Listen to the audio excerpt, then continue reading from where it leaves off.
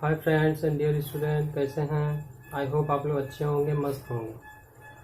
तो क्लास 12 का relation and function हम लोग देख रहे थे और रिलेशन एंड फंक्शन में बहुत सारा टॉपिक को कवर भी करा चुके हैं। और हमारा नेक्स्ट टॉपिक था टाइप्स ऑफ रिलेशंस, और टाइप्स ऑफ रिलेशन में भी कुछ टाइप्स देख चुके थे। तो आप यदि नहीं देखें तो वीडियो जाके देख सकते हैं। और आज हम लोग नेक्स्ट टाइप की ओर मूव करेंगे, और नेक्स्ट टाइप है सिमेट्रिक रिलेशन। तो सबसे पहले हम लोग को समझना है सिमेट्रिक रिलेशन क्या है। तो आई होप आप लोग सारे लेक्चर देख चुके हैं, तो आपको आसानी से समझ में आ जाएगा, अदरवाइज कुछ प्रॉब्लम्स हो सकती है। तो चलिए देखते हैं। नेक्स्ट टाइप है सिमेट्रिक रिलेशन। तो ध्यान दीजिएगा, सिमेट्रिक रिलेशन से पहले रिफ्लेक्सिव रिलेशन आप लोगों को बताए थे, और रिफ्लेक्सिव रिलेशन में बताए थे कि यदि किसी सेट, दिए हुए सेट के सारे एलिमेंट खुद से रिलेटेड हो तो उस रिलेशन को हम लोग क्या कहते हैं, रिफ्लेक्सिव रिलेशन। तो चलिए देखते हैं सिमेट्रिक रिलेशन। तो सिमेट्रिक रिलेशन में हम लोग देखेंगे कि यदि कोई दिए हुए सेट ए का कोई भी दो एलिमेंट ए बी है और ए बी यदि रिलेशन में है तो उसके ऑर्डर को चेंज करेंगे बी ए, तो बी ए भी उसी रिलेशन में होना चाहिए। यानी ए रिलेटेड टू बी है तो बी रिलेटेड टू ए भी उसी रिलेशन में होना चाहिए। तो इस तरह से इस प्रकार के रिलेशन को हम लोग कहते हैं सिमेट्रिक रिलेशन। तो चलिए देखते हैं डेफिनेशन पहले क्या कहता है सिमेट्रिक रिलेशन का। तो if R is a relation in a set A, ये एक सेट है, नॉन एम्प्टी सेट है, उसमें एक रिलेशन डिफाइंड है R. For every A B belongs to A का कोई भी दो एलिमेंट हम लोग मान लेते हैं ए बी।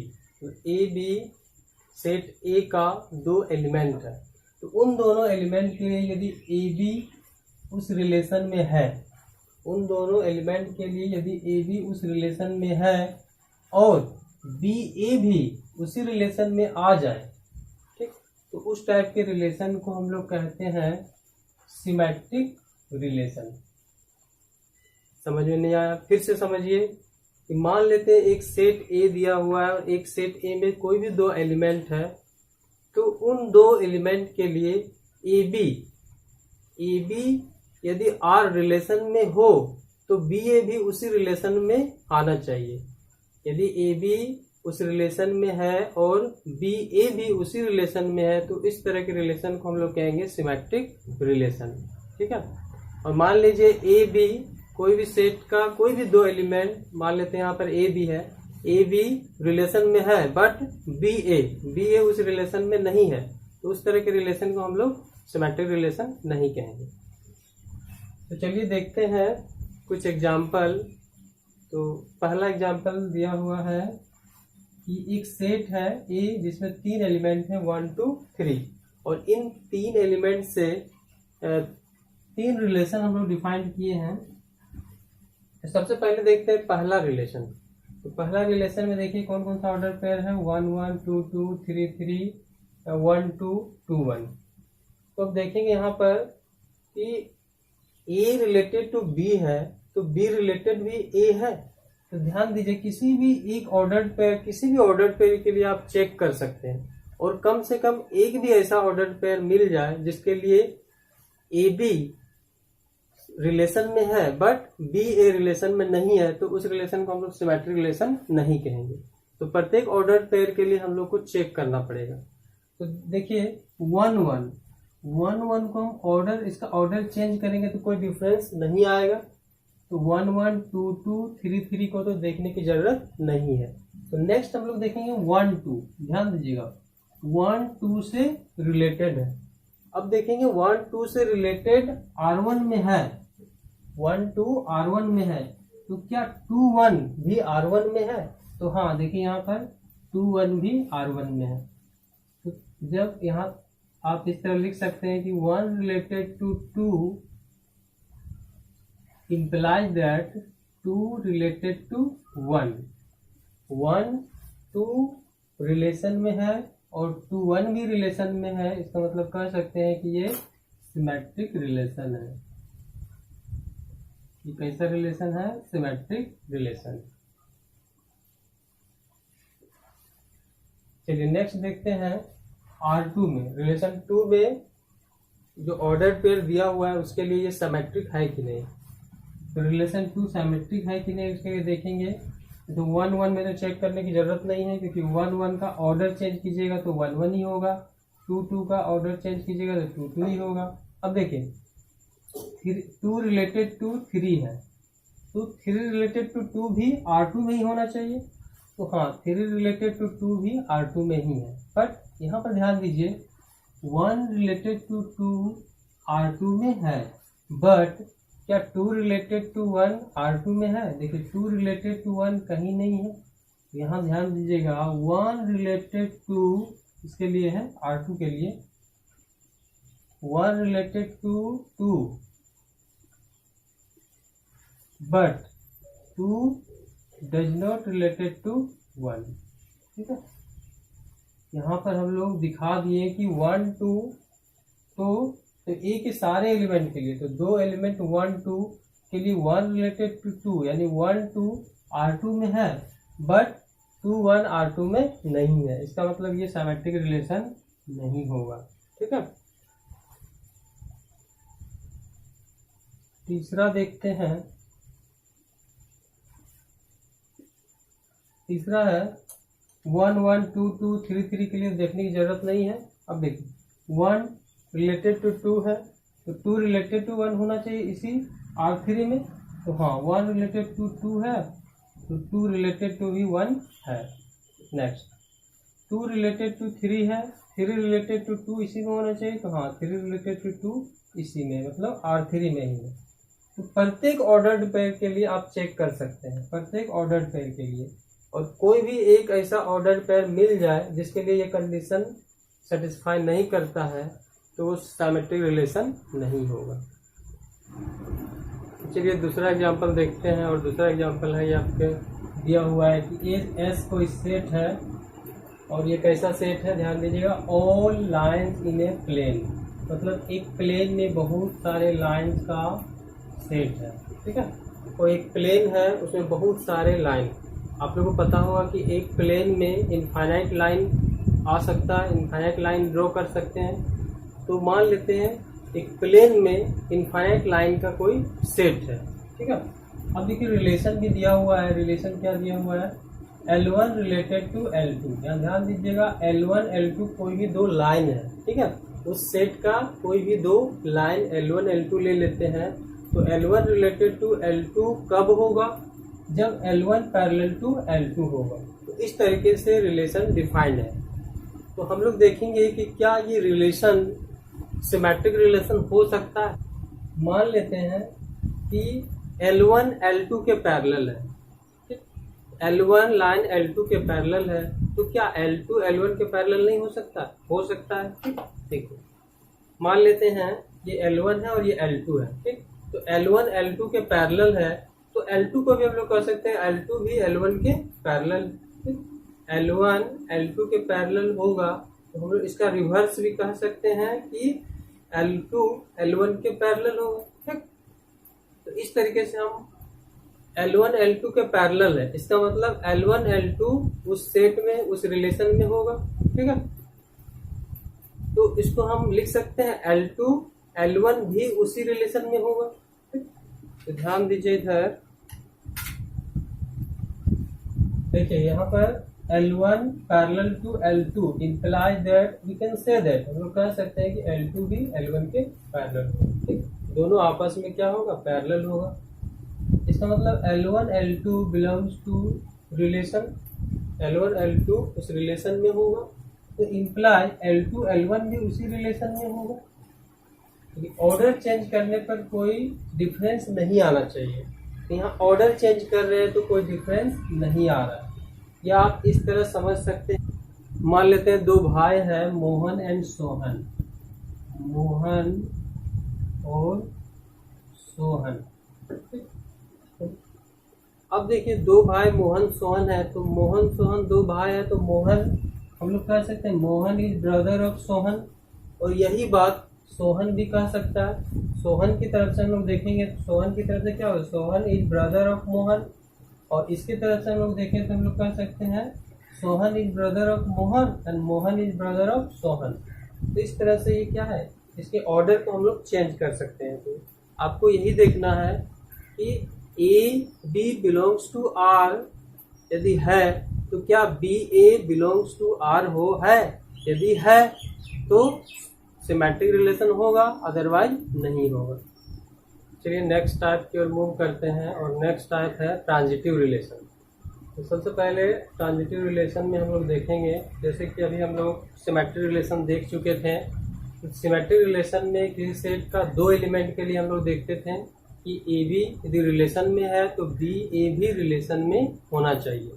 अब ट्रांजिटिव रिलेशन में हम लोग सेट ए का कोई भी तीन एलिमेंट हम लोग चूज करेंगे, और उन तीन एलिमेंट को हम लोग इस तरह मान लेते हैं, तीन एलिमेंट ए बी सी है।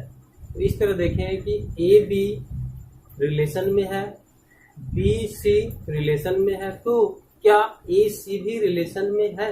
यदि ए सी भी रिलेशन में है तो हम लोग कह सकते हैं कि ये रिलेशन क्या है, ट्रांजिटिव। या आप इस तरह से समझ सकते हैं कि तीन ब्रदर है, तो तीन ब्रदर ए बी सी है, मान लेते हैं तीन भाई ए बी सी है, ठीक है। तो यहाँ ध्यान दीजिए, हम लोग कह सकते हैं ए इज ब्रदर ऑफ बी, ठीक है, यानी ए रिलेटेड टू बी। फिर हम लोग कह सकते हैं बी इज ब्रदर ऑफ सी, मतलब बी रिलेटेड टू सी। अब बताइए ए बी का भाई है और बी सी का भाई है, इसका मतलब हम लोग कह सकते हैं ए सी का भी भाई होगा, ठीक। इसका मतलब हम लोग कह सकते हैं A related to C, that means A is brother of C. तो इस तरह से कंडीशन जब आ जाए, ठीक, तो हम लोग उस रिलेशन को क्या कहते हैं, ट्रांजिटिव रिलेशन। चलिए एग्जाम्पल से और अच्छी तरीके से क्लियर हो जाएगा। मान लेते हैं एक सेट, अच्छा पहले डेफिनेशन देख लीजिए, डेफिनेशन क्या है। डेफिनेशन देखें तो डेफिनेशन कहता है if R is a relation, R क्या है, एक रिलेशन है, और ए कोई सेट है, ठीक। तो for every A B C, A के कोई भी तीन एलिमेंट ए बी सी, किसका है ए बी सी, किसका एलिमेंट है, ए का एलिमेंट है। तो किसी भी ए बी सी के लिए हम लोग को यदि मिलता है ए बी यदि आर में है, ठीक है, और बी सी भी आर में है, तो हम लोग का हम लोग को मिल जाए कि ए सी भी आर में ही है, तो हम लोग कह सकते हैं कि जो रिलेशन है वो क्या है, ट्रांजिटिव रिलेशन है, ठीक। जैसे मान लेते हैं एक सेट है जिसमें चार एलिमेंट है 1 2 3 4। अब इससे हम लोग तीन रिलेशन डिफाइंड किए हैं, ठीक, तीन रिलेशन लिखे हैं। अब देखेंगे कि क्या ये तीनों रिलेशन ट्रांजिटिव रिलेशन है या नहीं है, ट्रांजिटिव रिलेशन का कंडीशन को फुलफिल करता है या नहीं करता है। यदि ट्रांजिटिव रिलेशन के कंडीशन को फुलफिल करता है तो हम लोग ट्रांजिटिव रिलेशन कहेंगे, अदरवाइज नहीं। तो चलिए देखते हैं।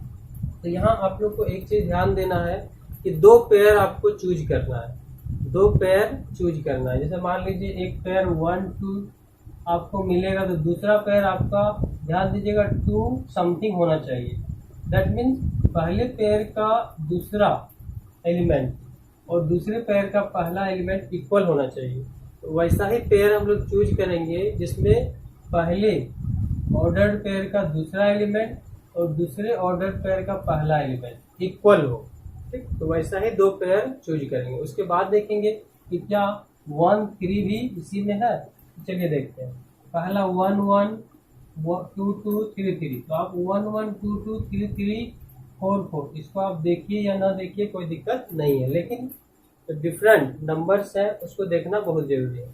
तो देखिए कौन कौन सा दो पेयर हम लोग चूज कर सकते हैं, 1 2 और 2 3 चूज कर सकते हैं। क्यों? क्योंकि इसका सेकंड एलिमेंट और इसका फर्स्ट एलिमेंट इक्वल है। तो अब दो एलिमेंट हम लोग चूज कर लिए 1 2 और 2 3। तो देखिए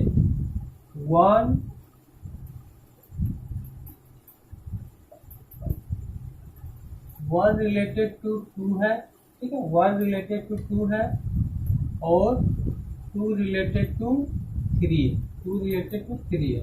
तो हमको देखना है कि 1 रिलेटेड टू 3 होना चाहिए, यानी 1 3 भी किसमें होना चाहिए, R1 में होना चाहिए। तो देखिए 1 3 भी R1 में ही है, ठीक। इसका मतलब हम लोग कह सकते हैं कि R1 क्या है, ट्रांजिटिव रिलेशन। R1 क्या होगा, ट्रांजिटिव रिलेशन होगा, ठीक। समझ में नहीं आया है, चलिए फिर से एक बार रिपीट कर देते हैं। आई रिपीट, सबसे पहले आपको 2 पेयर वैसा चूज करना है जिसका सेकंड एलिमेंट पहले ऑर्डर पेयर का सेकंड एलिमेंट और दूसरे ऑर्डर पेयर का फर्स्ट एलिमेंट इक्वल हो, वैसे ही दो ऑर्डर पेयर को चूज करना है।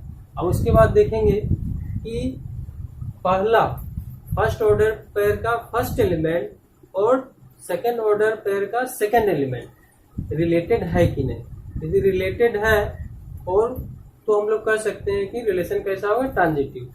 जैसे यहाँ हम लोग 2 ऑर्डर पेयर क्या क्या मिल गया, 1 2 और 2 3।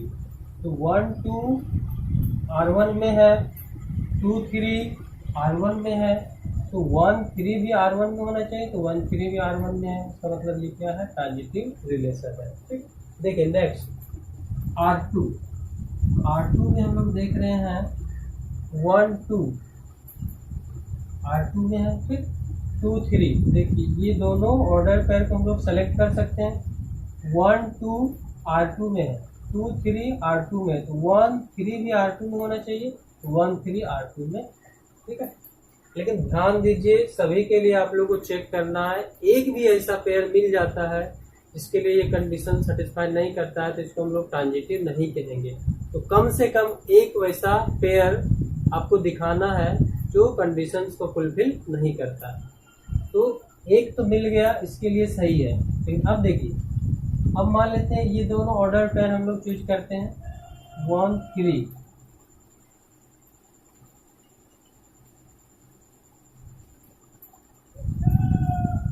देखिए 1 3 इसमें है, R2 में है, ठीक। और 3 4 भी R2 में है, 3 4 भी R2 में। तो 1 4 भी R2 में होना चाहिए। 1 4 क्या R2 में है, 1 4 देखिए R2 में नहीं है, 1 4 does not belongs to R2, ठीक। इस तरह के कह सकते हैं कि ये ट्रांजिटिव रिलेशन नहीं होगा, ठीक है। क्यों नहीं होगा, समझ में आया। 2 पेयर हम लोग लिए हैं, कौन कौन सा पेयर लिए हैं, 1 3 और 3 4। तो 1 3 भी R2 में है, 3 4 भी R2 में है, लेकिन 1 4 R2 में नहीं है। देखिए 1 4 कहीं दिखाई नहीं दे रहा है। तो बस एक हम लोग को मिनिमम देख लेना है कि एक नहीं है, मतलब एक कोई कंडीशन फुलफिल नहीं कर रहा है, तो इसका मतलब हम लोग क्लियरली कह सकते हैं ये ट्रांजिटिव रिलेशन नहीं है, ये ट्रांजिटिव रिलेशन नहीं होगा। नेक्स्ट देखिए R3, तो 1 1 2 2 3 3 के लिए नहीं देखना है आपको, डिफरेंट एलिमेंट के लिए देखना है। तो देखिए 1 3 R3 में है, तो 3 4, मतलब ये 2 पेयर ले सकते हैं। अब ये 2 पेयर ही क्यों ले सकते हैं, रीजन अभी बताए थे। फर्स्ट ऑर्डर पेयर का सेकंड एलिमेंट और सेकंड ऑर्डर पेयर का फर्स्ट एलिमेंट इक्वल है, तो ये दोनों ऑर्डर पेयर को हम लोग ले सकते हैं। 1 3 belongs to R3, 3 4 belongs to R3 and 1 4 also belongs to R3। 1 देखिए 1 3 3 4 और 1 4 भी इसी में है, R3 में है, ठीक है। अब किसी भी ऑर्डर पेयर को लेके देख सकते हैं। अब चलिए हम एक ऑर्डर पेयर ले लेते हैं 1 4, ठीक है। एक ऑर्डर पेयर 1 4 ले लेते हैं और इसके साथ कोई ऑर्डर पेयर नहीं बनेगा, क्योंकि किसी और भी ऑर्डर पेयर का फर्स्ट एलिमेंट R4 है क्या, नहीं, 1 4 नहीं ले सकते हैं, ठीक है। देखिए अब एक ले लेते हैं 3 3 और एक 3 4, ठीक। एक ले लेते हैं 3 3 बिलोंग्स टू R3 और दूसरा ले लेते हैं 3 4 बिलोंग्स टू R3। अब यही 2 ऑर्डर पेयर क्यों लिए हैं, क्योंकि रीजन वही जो पीछे बता चुके हैं कि फर्स्ट ऑर्डर पेयर का सेकंड एलिमेंट और सेकंड ऑर्डर पेयर का फर्स्ट एलिमेंट इक्वल होना चाहिए, तो इक्वल है। ठीक, अब 3 4 भी इसी में होना चाहिए। देखिए 3 4 भी R3 में ही है, 3 4 है। इस तरह से कह सकते हैं कि ये भी क्या है, ट्रांजिटिव रिलेशन होगा। ठीक,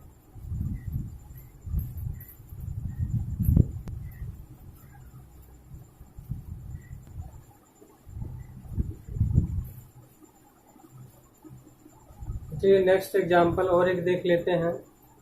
एग्जांपल 2।